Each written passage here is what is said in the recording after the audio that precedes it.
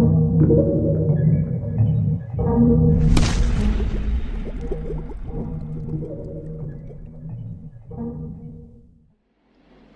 Tuhan, Shalom, selamat pagi Bapak Ibu yang terkasih, salam sukacita di dalam Tuhan kita Yesus Kristus.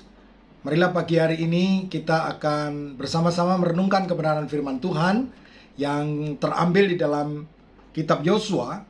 Dan saya ingin kita bersama-sama melihat di dalam pasal yang ke-18, ayat yang kedua sampai ayat yang keempat. Dan tema renungan pagi hari ini adalah teruslah berjuang. Di dalam ayat yang kedua dikatakan, pada waktu itu masih tinggal 7 suku di antara orang Israel yang belum mendapat bagian milik pusaka. Sebab itu berkatalah Yosua kepada orang Israel, berapa lama lagi kamu bermalas-malas?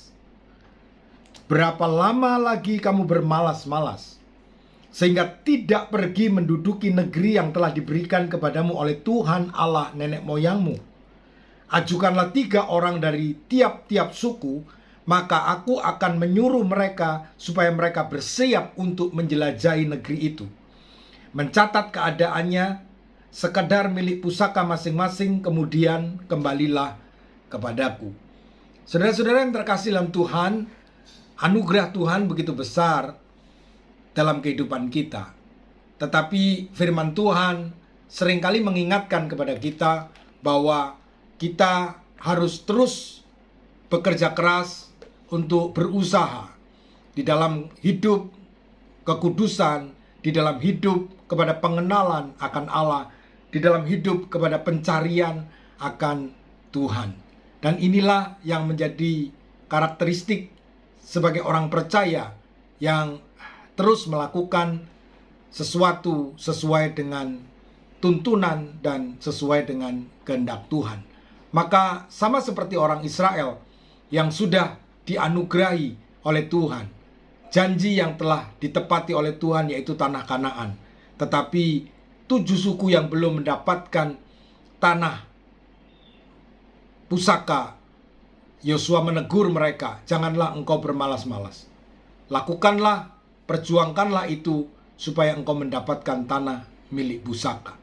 Sama seperti nasihat Rasul Paulus di dalam surat 1 Korintus pasal yang ketiga, di ayat yang ke-11 dan ayat yang ke-12.